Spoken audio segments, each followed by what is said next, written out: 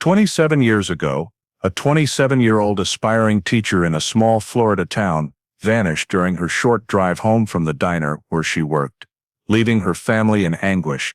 Police suspected she had simply run away with a boyfriend since no traces of foul play were found at the time. But with limited technology and scarce evidence, the investigation eventually hit a dead end. Yet over the years, her mother never gave up, keeping the porch light on every night.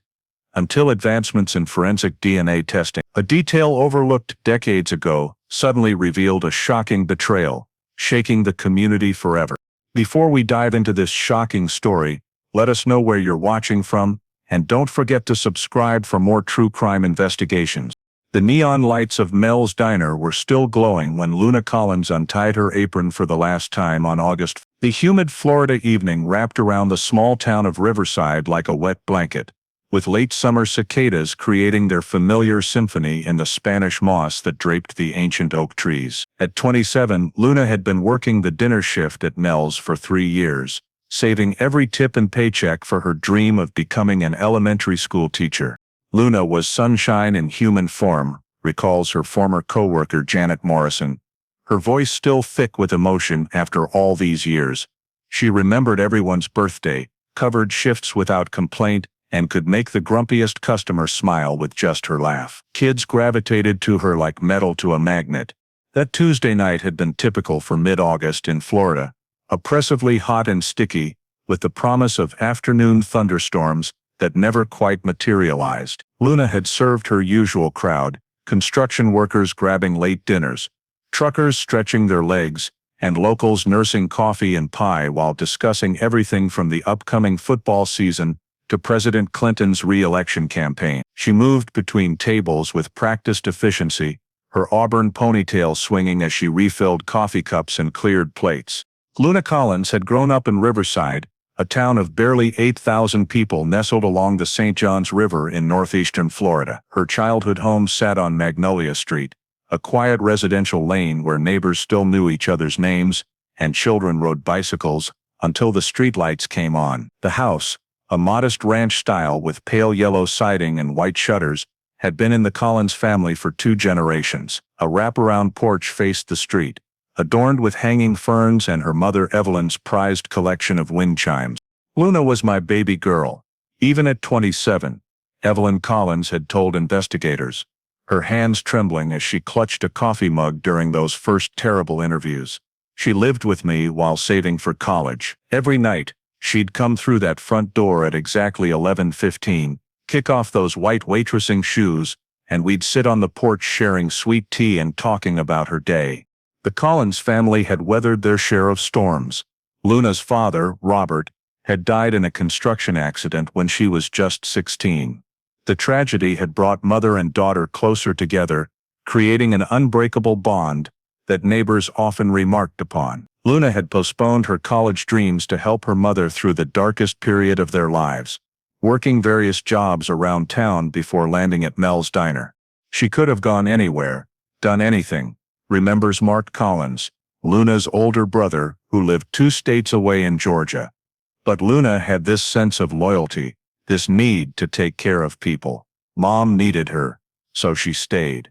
That's just who she was.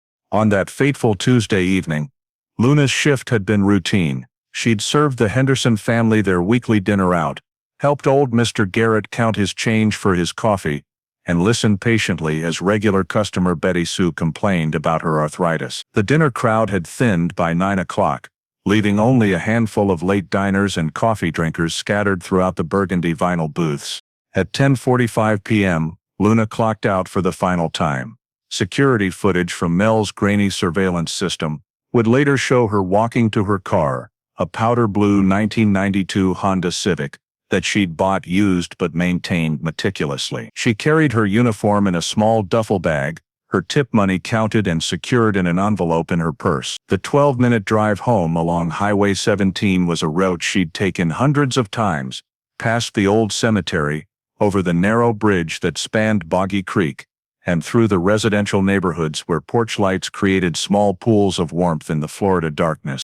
But Luna Collins never made it home that night. Evelyn Collins checked the clock above their kitchen sink. 11:30 p.m.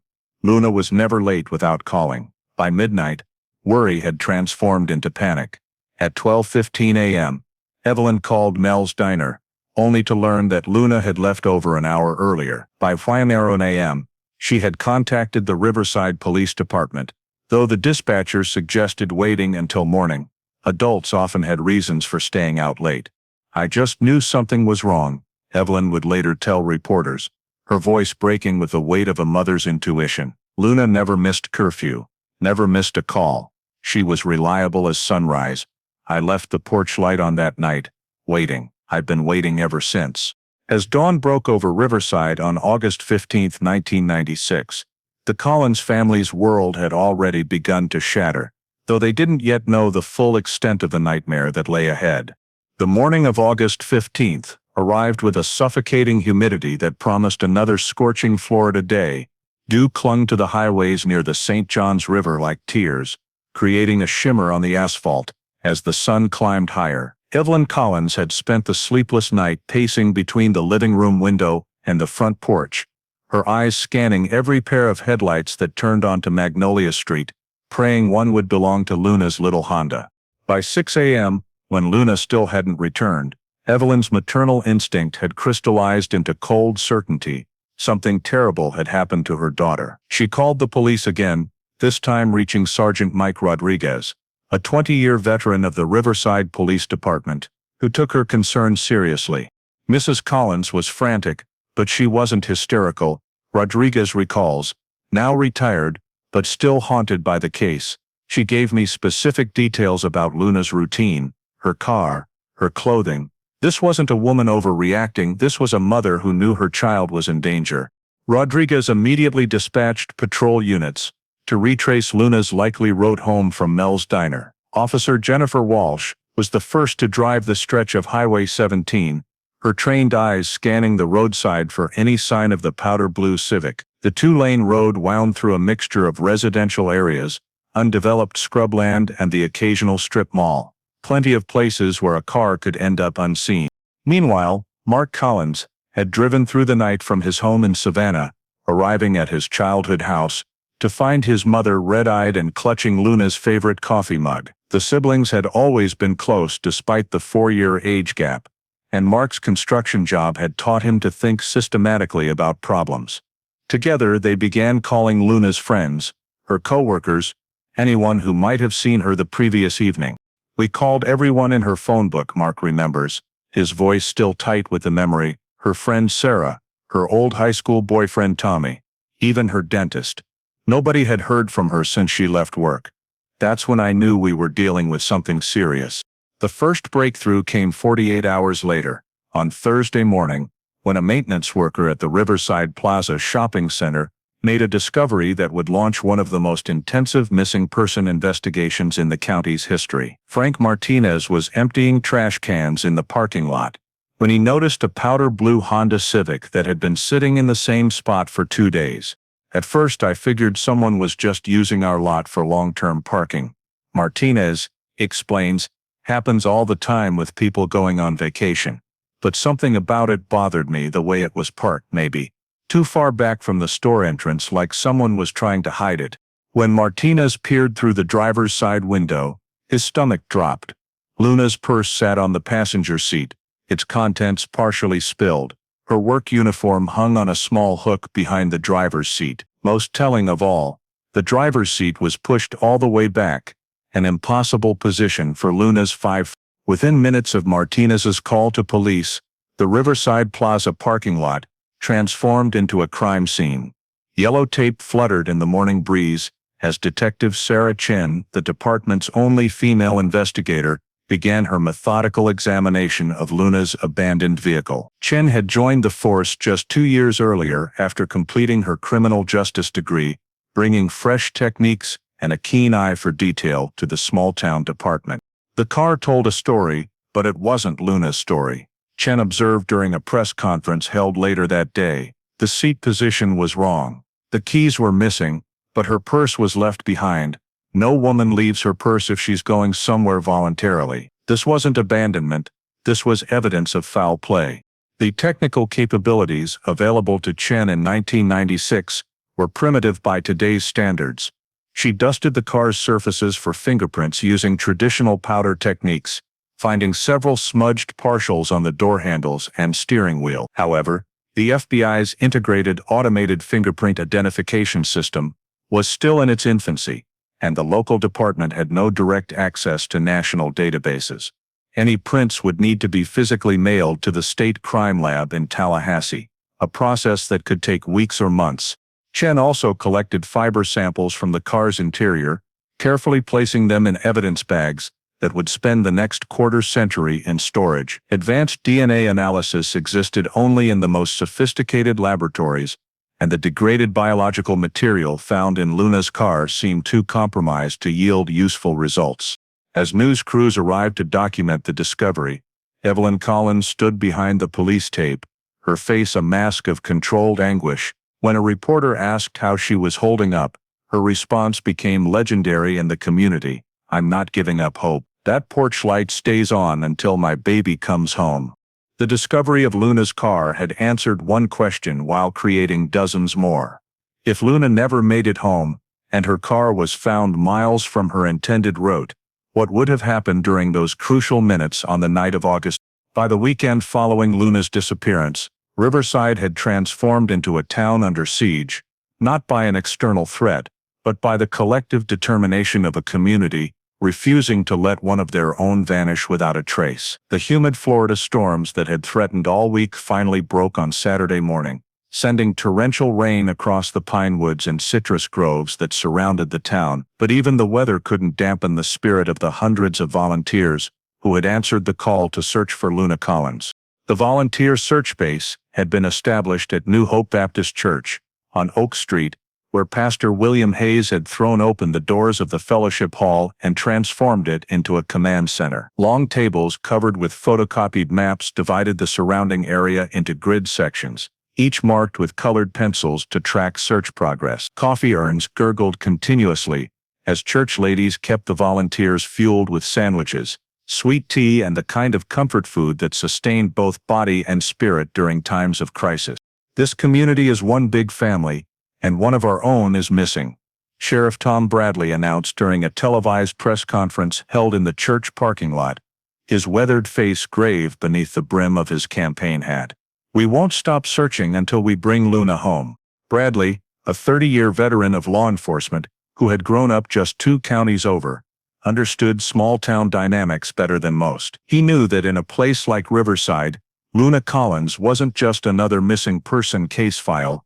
She was somebody's daughter, somebody's coworker, somebody's friend who remembered your birthday and asked about your sick grandmother. The entire community had a personal stake in finding her. The search teams were as diverse as the town itself.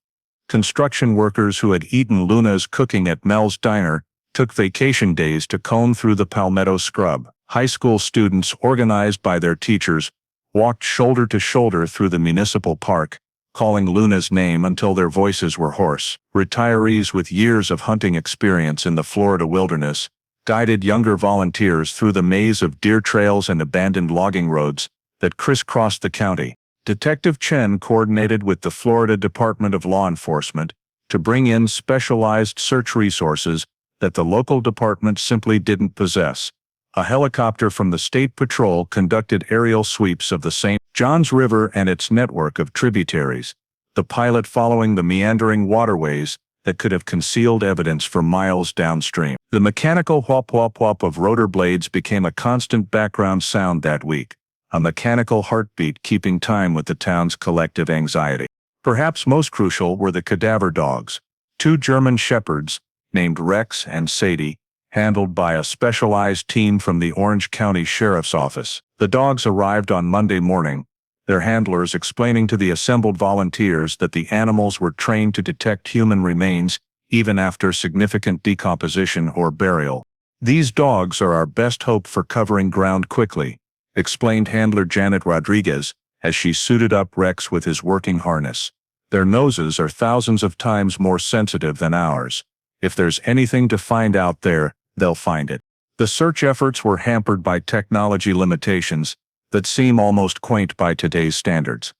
Without cell phone triangulation or GPS tracking, Investigators had to rely on witness statements and physical evidence to narrow their search areas. Missing person searches in 1996 were still largely a matter of putting boots on the ground and hoping for the best.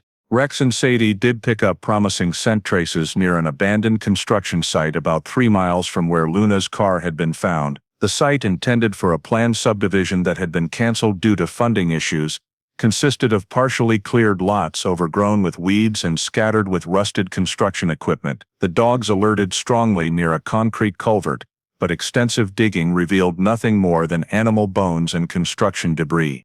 The most heartbreaking aspect of the search was watching Evelyn Collins participate despite her obvious exhaustion. She insisted on joining every search team, walking for hours through difficult terrain while clutching flyers with Luna's photograph. Her presence inspired other volunteers even as it broke their hearts to see a mother's desperate hope. Mrs. Collins never complained, never sat down to rest, remembers volunteer coordinator Beth Stevens. She'd walk through mud up to her ankles, push through palmetto thickets that tore at her clothes, all while talking about Luna in the present tense. When we find her, not if we find her. Her faith kept the rest of us going. After 2 weeks of intensive searching, the teams had covered over 200 square miles of wilderness, distributed 10,000 flyers throughout North Florida and South Georgia, and followed up on 47 tips called in to the police hotline. Yet Luna Collins remained as mysteriously absent as she had been on that first terrible morning. As September arrived and the volunteer searches began to wind down, Evelyn Collins established a ritual that would continue for the next. Every evening at sunset, she would light a candle on her front porch and turn on the yellow porch light, creating a beacon that could be seen from 3 blocks away. The light would burn all night, every night, waiting for Luna to find her way home. As autumn painted the oak trees of Riverside in shades of gold and crimson, the community's initial shock over Luna Collins' disappearance began transforming into something deeper and more complex, a mixture of determination, suspicion, and the kind of bone-deep unease that settles over a small town when safety proves to be an illusion. Pumpkin decorations appeared on porches throughout the neighborhood, but beneath the seasonal normalcy lay an undercurrent of fear that changed how people lived their daily lives. The tips and leads that poured into the police station created a constant buzz of activity that Detective Chen struggled to manage with her limited resources. The department's 2 phone lines rang continuously as concerned citizens reported sightings, shared theories, and offered information that ranged from genuinely helpful to borderline paranoid. A massive corkboard in the detective division became covered with notes, photographs, and red string connecting potential clues, a visual representation of a community's desperate desire to solve the mystery that had shattered their sense of security. We had sightings as far away as Atlanta and Jacksonville, Chen recalls, her voice carrying the exhaustion that comes from chasing countless false leads. People were seeing Luna everywhere: gas stations, shopping malls, walking along busy highways. Every young woman with auburn hair became a potential Luna Collins sighting. One of the most promising early leads came from a truck driver named Dale Morrison, who contacted police 3 days after Luna's disappearance. Morrison claimed he had stopped for coffee at a truck stop near Gainesville on the night Luna vanished, and had seen a young woman matching her description in what appeared to be a heated conversation with an older man near a dark-colored pickup truck. The woman looked distressed, kept looking around like she wanted to leave but couldn't. Morrison told investigators during his formal interview. The man was doing all the talking, gesturing a lot. Something about the whole scene felt wrong. You know, but I was running late on my delivery, so I didn't stick around. Detective Chen drove the 45 minutes to the truck stop with Morrison, hoping he could identify the specific location and perhaps find witnesses who had been working that night. The truck stop manager provided security footage, but the grainy black and white video from 1996 was too poor quality to definitively identify individuals, especially in the poorly lit parking area, where Morrison claimed to have seen the confrontation. Closer to home, suspicions began to focus on people within Luna's immediate circle. Tommy Garrett, Luna's ex-boyfriend from high school, found himself under intense scrutiny from both police and community gossip. Tommy, now 29 and working as a mechanic at Peterson's Auto Repair, had dated Luna on and off during their senior year, but had maintained they were just friends since graduation. People started looking at me sideways wherever I went. Tommy remembers, his voice still carrying traces of old hurt. I'd loved Luna since we were 16, but we'd both moved on. I was seeing someone else by then, had been for over a year. But that didn't stop people from whispering. The police brought Tommy in for questioning twice, subjecting him to hours of interviews about his whereabouts on the night Luna disappeared. His alibi, he had been at home watching television with his current girlfriend, was solid, but unsatisfying to a community hungry for answers. The girlfriend, Lisa Sherman, confirmed Tommy's account, but some residents remained skeptical. The local pastor at New Hope Baptist Church, Reverend William Hayes, found himself serving as an unofficial counselor to a community grappling with fear and suspicion. His Wednesday evening prayer circles, typically attended by 20 or 30 regular parishioners, began drawing crowds of over 100 as residents sought comfort and guidance. Fear changes people, Reverend Hayes reflected during a recent interview. Suddenly, neighbors were questioning neighbors. People who had trusted each other for decades began looking at familiar faces and wondering, could it be him? Luna's disappearance revealed how fragile our sense of security really was. The investigation also attracted attention from beyond Riverside's borders. Families of other missing women from across Florida began contacting Detective Chen, wondering if their cases might be connected to Luna's disappearance. The similarities were often superficial. Young women, small towns vanished without a trace. But the desperation in their voices reminded Chen that Luna's case was part of a larger tapestry of unsolved mysteries that haunted law enforcement throughout the state.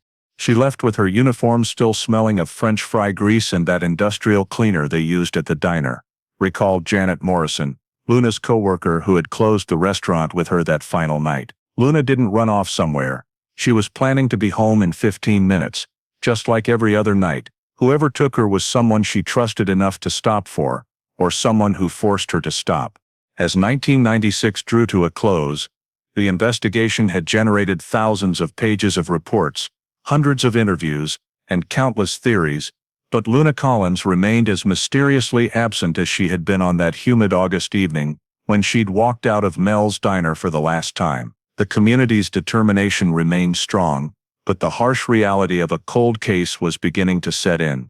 The porch light at the Collins house continued to burn every night, a yellow beacon of hope in the gathering darkness of an unsolved mystery. By the spring of 1997, Detective Sarah Chen had reached a conclusion that no investigator wanted to face. She was running out of viable leads. The conference room at the Riverside Police Department had become a shrine to Luna Collins' disappearance, with evidence boxes stacked along one wall and a timeline covering an entire whiteboard. But despite months of intensive investigation, the case seemed to be slipping away like water through her fingers. The technological limitations of the late 1990s created barriers that modern investigators can barely imagine. Without cell phone records to analyze, Luna didn't own a cell phone, and they weren't yet common among young adults. Chen couldn't track Luna's movements or communications on the night she vanished. The surveillance camera at Mel's diner used VHS tapes that were recycled every 2 weeks, meaning that any footage from that crucial night had been recorded long before anyone thought to preserve it. We were essentially investigating a 1990s crime with 1970s technology, Chen reflects, the frustration still evident in her voice decades later. Everything had to be done the hard way. Door-to-door interviews, physical evidence analysis that took months to complete, witness statements that we couldn't verify electronically.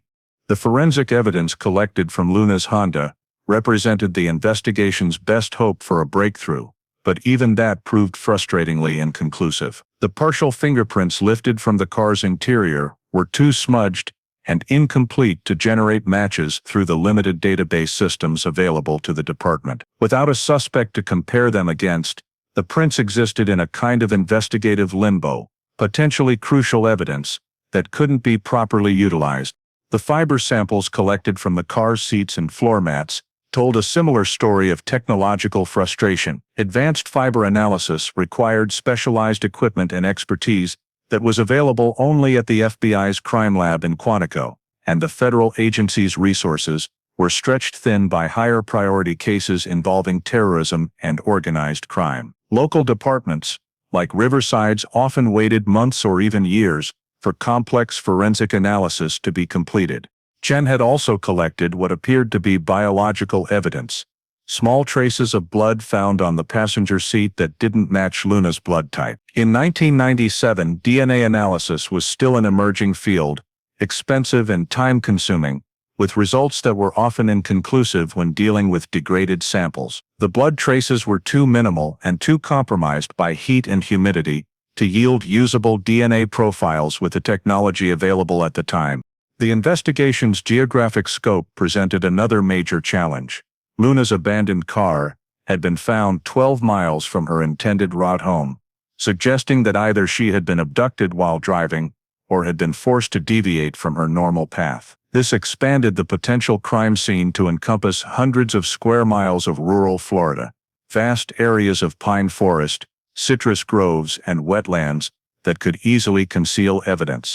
Sheriff Bradley had authorized extensive searches of the area around where Luna's car was discovered, but the Florida wilderness is particularly unforgiving to investigators. The year-round heat and humidity rapidly destroy biological evidence, while the sandy soil and frequent rainfall can quickly bury or wash away physical clues. Alligators, wild boars, and other scavengers can scatter or destroy remains, making recovery extremely difficult even when searchers are looking in the right areas. The case was further complicated by the flood of false leads and mistaken sightings that continued throughout. Well-meaning citizens reported seeing Luna at truck stops, shopping malls, and restaurants across the Southeast, forcing Chen to spend countless hours following up on reports that ultimately led nowhere. Each false lead not only consumed valuable time and resources, but also put the Collins family through emotional roller coasters of hope and disappointment.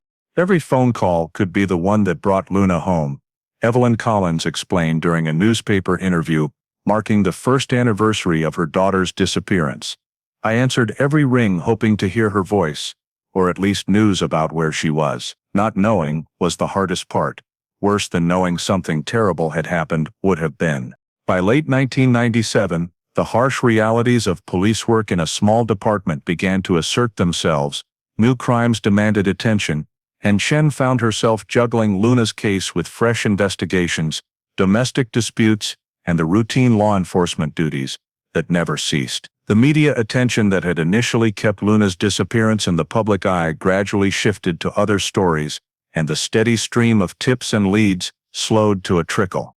The evidence boxes were moved from Chen's desk to a storage room, where they joined dozens of other cold cases that had exhausted their investigative possibilities. The timeline came down from the whiteboard, replaced by information about newer crimes with active suspects and fresh leads. Luna Collins' case officially transitioned from an active investigation to a cold case, though Chen made sure it was never completely forgotten. I kept a copy of Luna's file in my desk drawer for the rest of my career, Chen admits. Every few months, I'd pull it out and read through everything again, hoping something would jump out at me that I'd missed before. I knew that somewhere in those reports was the key to solving Luna's disappearance. I just couldn't find it with the tools available to me at the time. The yellow porch light at 8047 Magnolia Street became a landmark of sorts, in Riverside, burning steadily through the long Florida nights, like a lighthouse guiding ships through dangerous waters. Neighbors set their watches by Evelyn Collins' evening ritual. Every day at sunset, she would emerge from her house, light a white candle in a glass hurricane lamp, check that the porch light was working, and spend a few minutes staring down the street, as if willing Luna's powder blue Honda to materialize in the driveway. That light was visible from 3 blocks away, remembers neighbor Dorothy Jensen, who lived across the street from the Collins house. On clear nights, you could see it reflecting off the Spanish moss in the old oak trees. It became a symbol for the whole community, hope that never died, even when everything else seemed hopeless.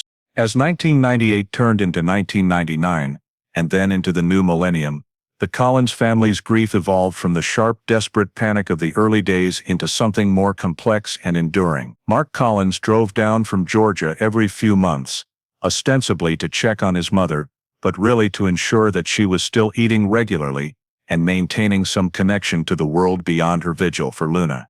Mom, aged 10 years in that first year after Luna disappeared, Mark recalls, his voice heavy with the weight of watching a parent suffer. She lost maybe 30 pounds and developed this hollow look around her eyes, but she never gave up hope. Every Christmas, she'd set a place for Luna at the dinner table. Day birthday, she'd bake Luna's favorite chocolate cake and leave it on the counter, just in case. The community's support, while genuine and well-meaning, sometimes felt like a double-edged sword to the Collins family. People meant well when they stopped Evelyn at the grocery store to ask about Luna, or when they shared their theories about what might have happened, but these conversations inevitably reopened wounds that were trying to heal. The family learned to navigate the social landscape of a small town where everyone knew their business and felt entitled to share opinions about their tragedy. Church services became a particular challenge for Evelyn. New Hope Baptist had been the Collins family's spiritual home for over 20 years, but sitting in the same pew where Luna had sung in the choir became almost unbearable. Well-meaning parishioners would approach with expressions of sympathy and offers of prayer. While their intentions were pure, the constant reminders made it impossible for Evelyn to find peace, even in worship. People would tell me that God had a plan, that Luna was in a better place, that I needed to have faith, Evelyn shared during a rare interview in 2003.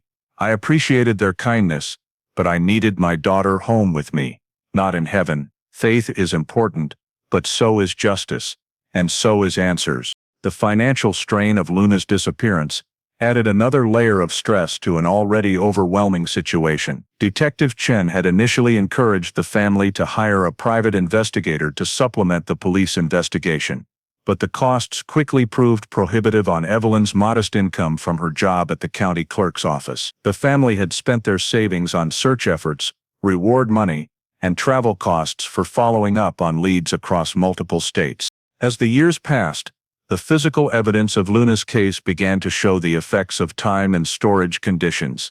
The fiber samples collected from her car were stored in a climate-controlled evidence room, but the paper envelopes and labels showed signs of age. More critically, the biological samples, those precious few drops of blood that might hold the key to solving the case, were degrading in storage, becoming less viable for analysis with each passing year.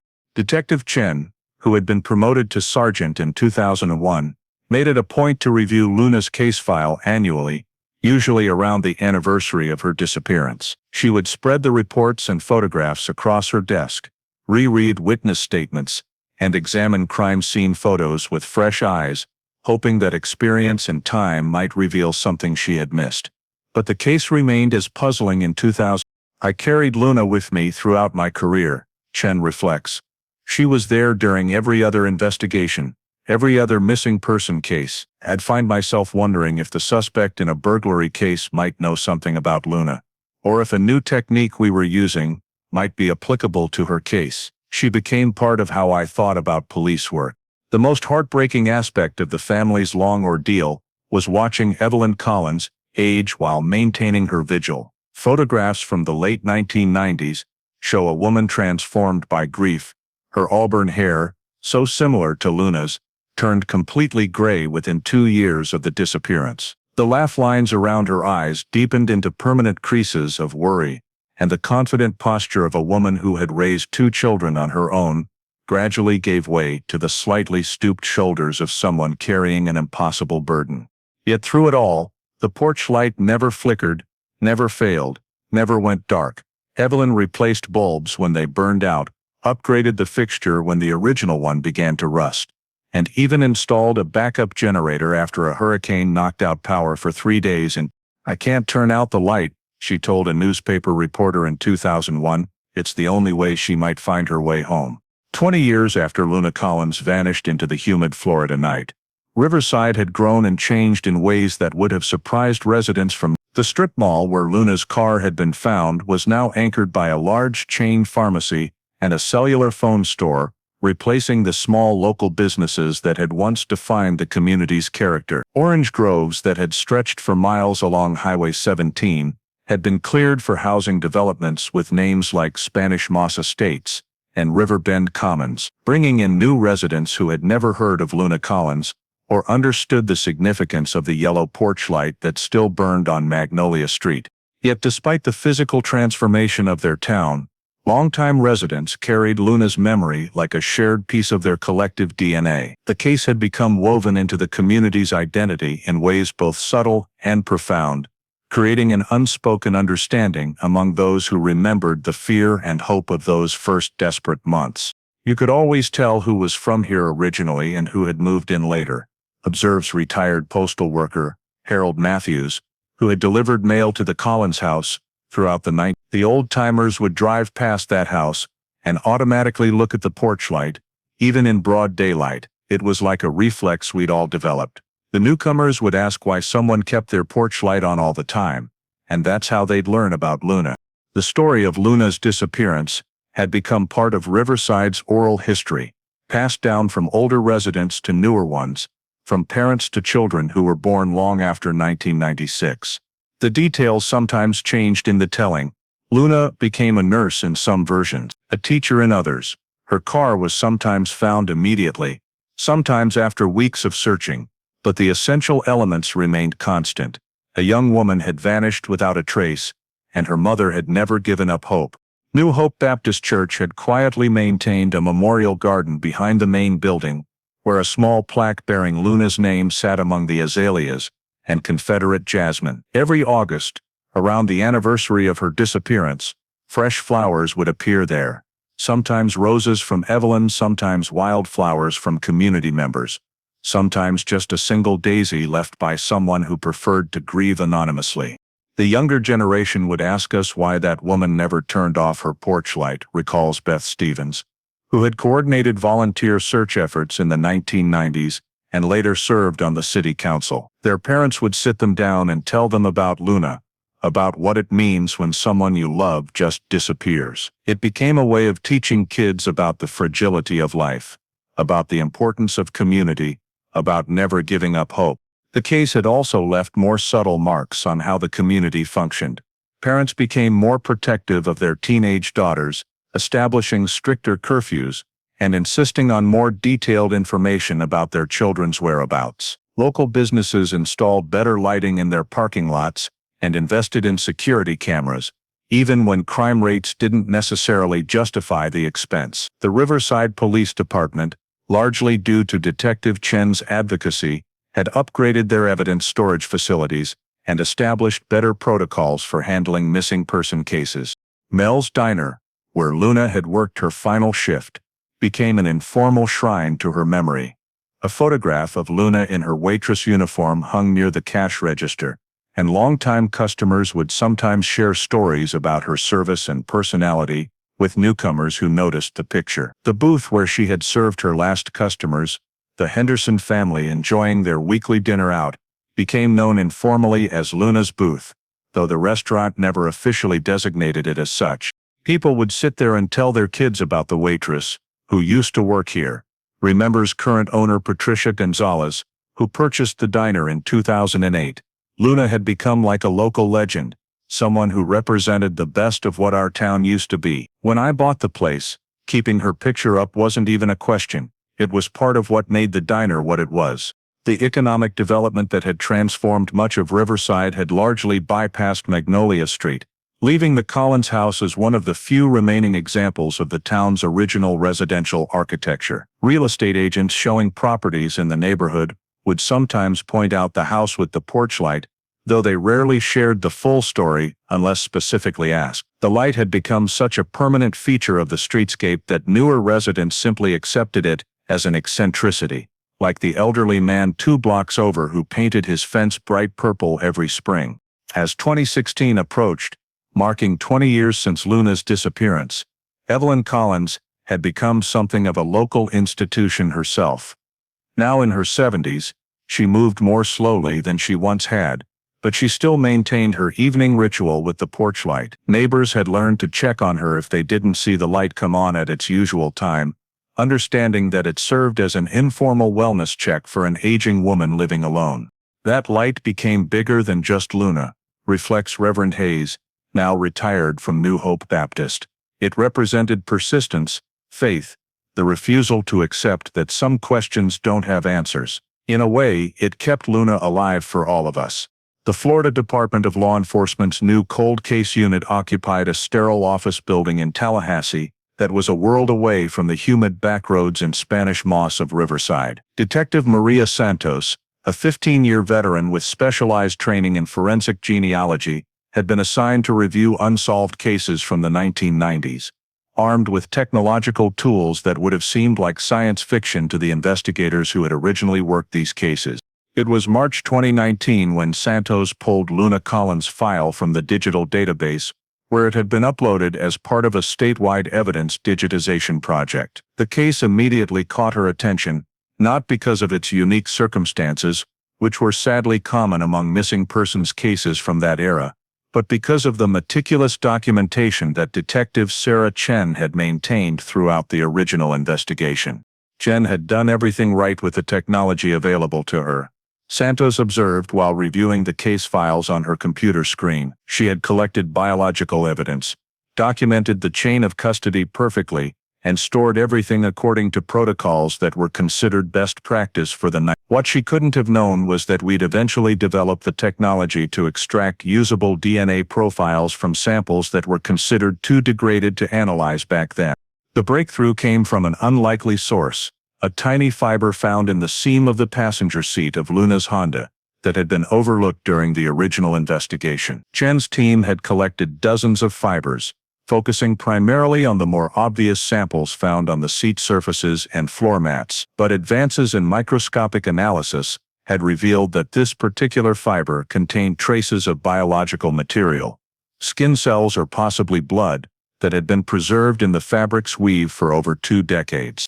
Modern DNA extraction techniques, utilizing polymerase chain reaction, PCR amplification, and short tandem repeat, HTR analysis, could now generate genetic profiles from biological samples, thousands of times smaller than what had been required in 19. The process was still complex and expensive, but the Florida Department of Law Enforcement had allocated federal grant money specifically for applying these techniques to cold cases. We're essentially looking at evidence with a microscope that's 100 times more powerful than what was available in the 1990s. Santos explained to her supervisor, Lieutenant Rebecca Foster, this fiber might contain enough genetic material to generate a DNA profile, and if it does, we can run it through databases that didn't exist when Luna disappeared. The combined DNA index system TODIS had evolved dramatically since Luna's case went cold. Originally limited to convicted felons, the database now contained profiles from arrestees, missing persons, and biological relatives of known individuals. More revolutionary still was the emergence of forensic genealogy, the ability to identify suspects by comparing crime scene DNA to genetic profiles uploaded to consumer genealogy websites by millions of Americans, researching their family history. Santos submitted the fiber evidence to the FDLE crime laboratory with a request for advanced DNA analysis, knowing that the process would take months to complete, but representing the best hope for progress in Luna's case in over 2 decades. While waiting for results, she began reviewing the case file with modern investigative techniques, including digital mapping of cell phone towers that had existed in 1996 but hadn't been accessible to local law enforcement. The technological revolution had also transformed how cold cases were investigated from a logistical standpoint. Santos could access satellite imagery from 1996, compare it to current photographs, and identify changes in the landscape that might reveal where evidence had been hidden. She could cross-reference Luna's case with similar disappearances across multiple states using databases that compiled information from thousands of law enforcement agencies. The most frustrating thing about reviewing old cases is seeing how many could have been solved if we'd had modern technology, Santos reflected during a conference call with other cold case investigators. But the flip side is that evidence that seemed useless 20 years ago might now be the key to everything. Time isn't always the enemy in these cases. Sometimes it's what makes justice possible. In August 2019, exactly 23 years after Luna's disappearance, Santos received a call that changed everything. Dr. Jennifer Walsh at the FDLE Crime Lab had successfully extracted a partial DNA profile from the fiber evidence, 13 genetic markers, that were sufficient for database comparison. The profile didn't match any known individuals in CODIS, but it was complete enough for forensic genealogy analysis. Santos uploaded the profile to GEDmatch, a genealogy database that allowed law enforcement access, and within hours had identified several potential genetic relatives of the unknown individual. The process that followed was part detective work, part genealogy research, and part technological analysis, tracing family trees backward through multiple generations and forward through birth records, marriage certificates, and public documents to identify individuals who could have contributed the DNA found in Luna's car. After 6 weeks of painstaking genealogical research, Santos had narrowed the possibilities to 3 potential suspects, all of whom had lived in the Riverside area in 1996. The technology that had seemed impossible just a few years earlier was about to reveal the identity of Luna Collins' killer. The case that had seemed permanently cold was suddenly burning hot again. The name that emerged from Detective Santos' genealogical analysis sent shockwaves through the investigative team before the information had even been shared beyond the cold case unit. Robert Bobby Mitchell, 58 years old, had lived in Riverside his entire life and was considered one of the community's most respected citizens. He owned Mitchell's Auto Repair, the garage where many residents had their cars serviced, including members of the Collins family. He coached Little League Baseball, served on the volunteer fire department, and had been a deacon at New Hope Baptist Church for over 15 years. When Santos called me with the name, I thought there had to be some mistake, recalls Lieutenant Foster, who had grown up in a neighboring county and knew Mitchell by reputation. This wasn't some drifter or career criminal. This was a pillar of the community, someone parents trusted with their children, someone the police called when they needed a vehicle towed or repaired. The DNA evidence was compelling but not definitive. Forensic genealogy had identified Mitchell as a likely contributor to the genetic material found in Luna's car, but the degraded nature of the sample meant that definitive confirmation would require a direct comparison with Mitchell's DNA. This presented investigators with a delicate challenge: how to obtain a comparison sample without alerting Mitchell to the investigation and potentially causing him to flee or destroy additional evidence. Santos coordinated with local law enforcement to begin discreet surveillance of Mitchell while developing a strategy for obtaining his DNA. The surveillance revealed a man living what appeared to be a completely normal life. He opened his garage every morning at 7, worked on customer vehicles throughout the day, and closed at 6 p.m. before heading home to the modest ranch house, where he lived alone following his wife's death from cancer 3 years earlier. Mitchell's daily routine was clockwork, observed Detective James Wright, who led the surveillance team. He stopped at the same convenience store every morning for coffee, ate lunch at the same diner 3 days a week, and attended church every Sunday. If you were looking for someone who seemed incapable of violent crime, Bobby Mitchell would be your poster child. The breakthrough came when investigators learned that Mitchell regularly donated blood at community blood drives. He was a type O negative universal donor who took pride in his contributions to the local blood bank. Santos coordinated with the Red Cross to obtain samples from Mitchell's recent donations, a process that required careful legal maneuvering to ensure that any evidence obtained would be admissible in court. The DNA comparison results came back on November 15, 2019, with a statistical probability of 99.97%. That Bobby Mitchell had contributed the biological material found in Luna Collins' car. For Santos, who had spent 8 months working on Luna's case, the confirmation brought a mixture of satisfaction and profound sadness.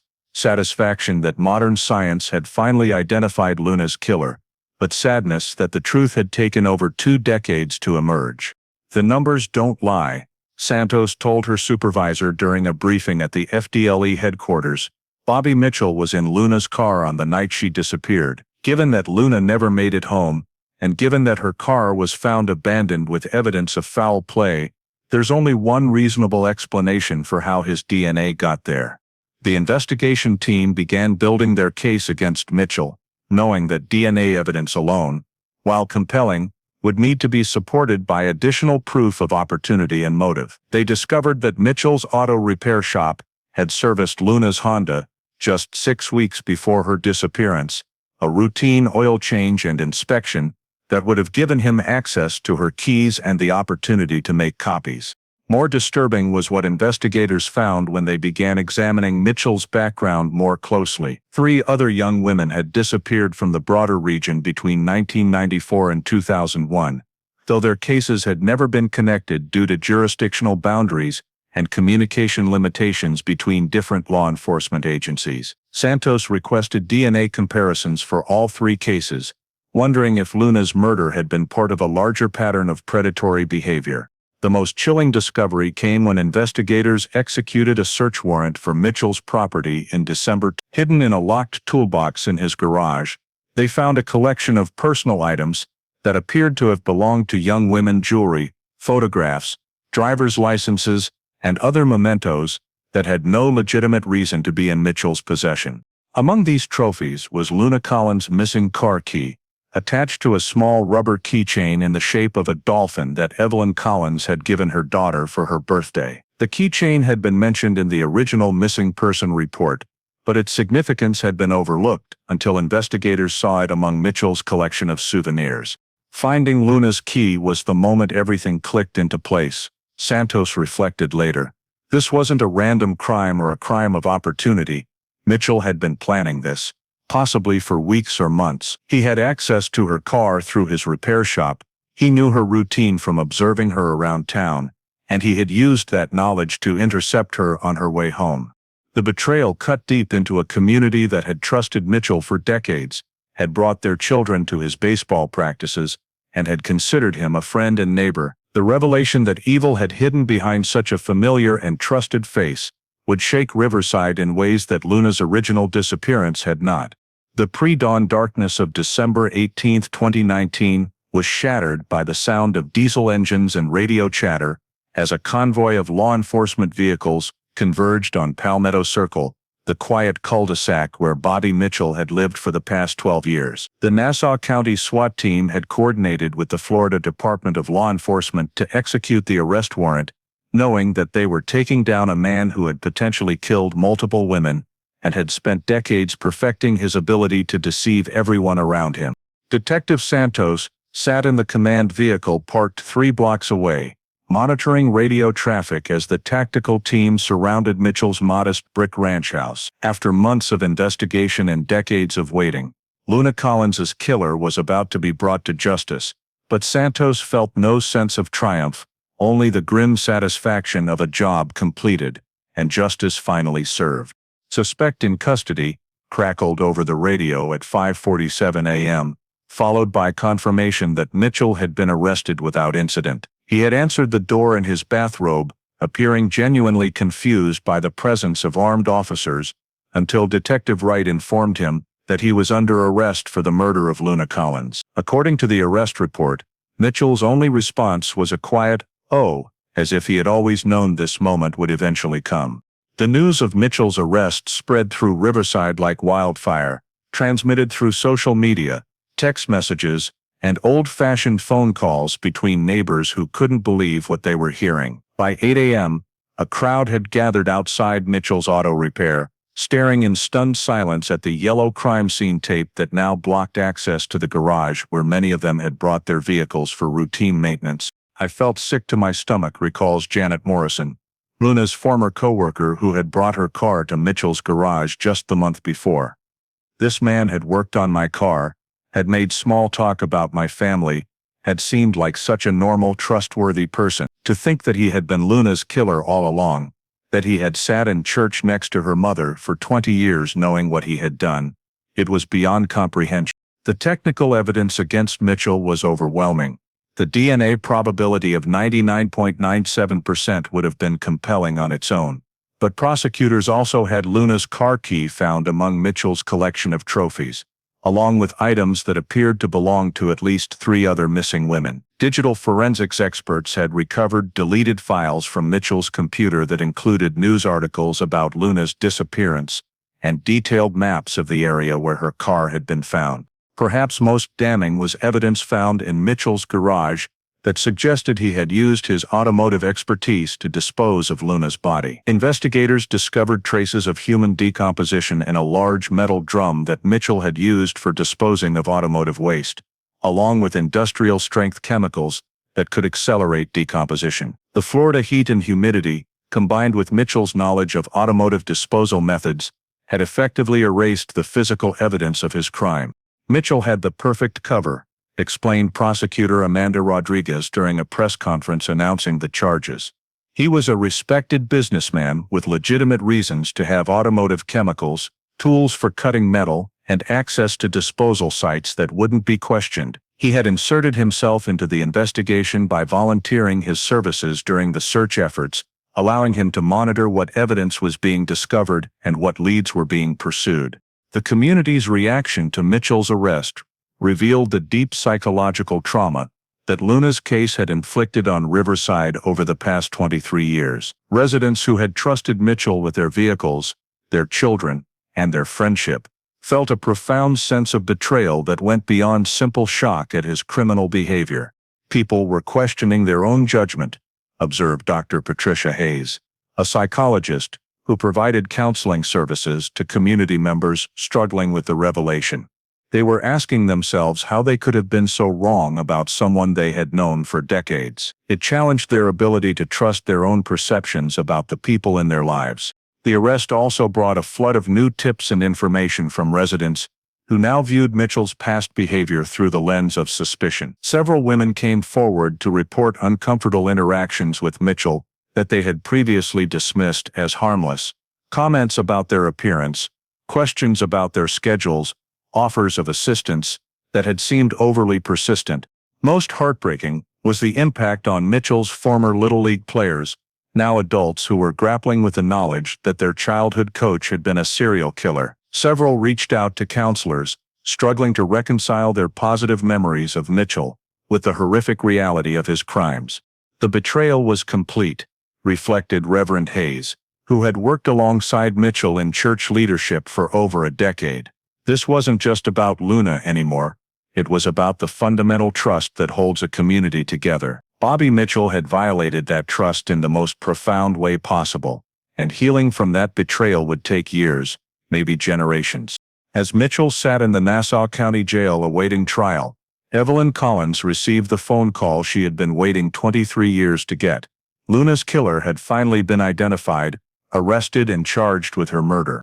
The Nassau County Courthouse had never seen anything quite like the media circus and community attention that surrounded the trial of Bobby Mitchell in the spring of delayed by COVID-19 protocols and pretrial motions. The proceedings finally began on April 12, with jury selection that took 3 weeks to complete, as potential jurors struggled with their preconceived notions about a man many had known personally for decades. Prosecutor Amanda Rodriguez had built what she described as an overwhelming case against Mitchell, combining cutting-edge forensic science with traditional detective work to create a narrative that was both technically sound and emotionally compelling. The DNA evidence provided the scientific foundation, but it was the discovery of Luna's car key among Mitchell's trophy collection that transformed the case from circumstantial to conclusive. "Ladies and gentlemen of the jury," Rodriguez said during her opening statement, "the defendant didn't just take Luna Collins' life on August 14, 1996. He stole 23 years of birthdays, holidays, and milestones from her family. He robbed this community of its sense of safety and trust, and he did it all while hiding behind a mask of respectability that fooled everyone who knew him."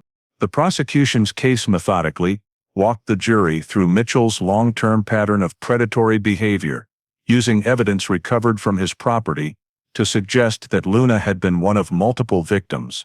Forensic genealogist Dr. Maria Santos testified about the DNA analysis process, explaining in accessible terms how genetic evidence from 1996 had been matched to Mitchell using technology that hadn't existed when Luna disappeared. The beauty of DNA evidence is that it doesn't lie, it doesn't forget, and it doesn't change its story over time. Santos explained to the jury, "The genetic profile we recovered from Luna Collins' car has been waiting 23 years to tell us what happened that night. Today, science has finally given Luna her voice back. The most compelling testimony came from Evelyn Collins, now 78 years old, but still sharp and determined as she faced her daughter's killer across a crowded courtroom. Wearing a yellow dress, Luna's favorite color, Evelyn spoke directly to the jury about the impact of her daughter's disappearance on their family and community. For 23 years, I kept a light burning on my porch, Evelyn testified, her voice steady, despite the tears streaming down her cheeks. Every night, I hoped it would guide Luna home to me. I never imagined that the person who took her away was someone we trust, someone who sat in church with me, someone who I thanked for his service to our community. The betrayal is almost worse than the crime itself. Mitchell's defense attorney, James Patterson, faced a nearly impossible task in defending a client whose guilt was supported by overwhelming scientific evidence. Patterson's strategy focused on challenging the reliability of DNA evidence from such an old sample and suggesting that Mitchell's possession of Luna's car key could have been the result of innocent circumstances related to his automotive repair business. The prosecution wants you to convict my client based on genetic material that has been degraded for over 2 decades. Patterson argued during his opening statement. They want you to ignore the possibility of contamination, of false positives, of the dozens of ways that DNA evidence can mislead rather than illuminate. Bobby Mitchell has lived an exemplary life he deserves the presumption of innocence, not a rush to judgment based on imperfect science. However, Patterson's arguments were systematically dismantled by the prosecution's forensic experts, who demonstrated that the DNA analysis had been conducted according to the highest scientific standards, and that the probability of a false positive was statistically negligible. More damaging to the defense was the testimony of investigators who had cataloged Mitchell's collection of trophies, including personal items from multiple young women who had disappeared in the region during the night. The trial's most dramatic moment came when crime scene analyst Jennifer Walsh displayed a photograph of Luna's car key, still attached to the dolphin keychain that Evelyn had given her daughter, found among Mitchell's possessions. The courtroom fell silent as the implications sank in. There was no innocent explanation for Mitchell's possession of that key. After deliberating for just 4 hours, the jury returned with a verdict of guilty on all charges: first-degree murder, kidnapping, and tampering with evidence. Mitchell showed no emotion as the verdict was read, staring straight ahead with the same blank expression he had maintained throughout the trial. During the sentencing phase, Judge Sarah Thompson addressed Mitchell directly before imposing a sentence of life in prison without the possibility of parole. "Mr. Mitchell," she said, "you have betrayed the trust of an entire community and caused immeasurable pain to the Collins family. You will spend the rest of your natural life in prison, where you can no longer harm innocent women." As Mitchell was led away in shackles, Evelyn Collins stood to address the courtroom. "I can finally turn off that porch light," she said, her voice carrying across the silent room. "Luna can rest in peace now, knowing that justice has been served." Outside the courthouse, the community of Riverside began the long process of healing from a betrayal that had shaken them to their core. On the evening of April 16, 2021, Evelyn Collins walked slowly across her front porch and turned off the yellow light that had burned steadily for. The simple action marked the end of one of Florida's longest-running cold cases and the beginning of a new chapter for a community that had been forever changed by Luna's disappearance and the shocking revelation of her killer's identity. The Luna Collins case highlighted the transformative power of advancing forensic technology, demonstrating how evidence that seemed worthless in 1996 could become the key to justice 25 years later. Detective Santos' successful use of forensic genealogy opened new possibilities for countless cold cases across the country, offering hope to families who had waited decades for answers. Perhaps more importantly, Luna's case exposed the dangers of misplaced trust and the reality that evil can hide behind the most respectable facades. Bobby Mitchell's ability to deceive an entire community for decades serves as a sobering reminder that predators often operate within positions of trust and authority, using their reputations as shields for their crimes. The healing process in Riverside continues today. The Collins family established the Luna Collins Memorial Scholarship, providing financial assistance to young women pursuing careers in education, fulfilling the dream that Luna never had the chance to achieve. The porch light that once symbolized desperate hope has been transformed into a memorial beacon, reminding the community that persistence and faith can ultimately triumph over evil. Luna Collins's legacy lives on not just in the scholarship that bears her name, but in the countless cold cases that may now find resolution through the forensic techniques that finally brought her killer to justice. Sometimes, the light that guides us home burns longest in the darkness, waiting for science and determination to illuminate the truth.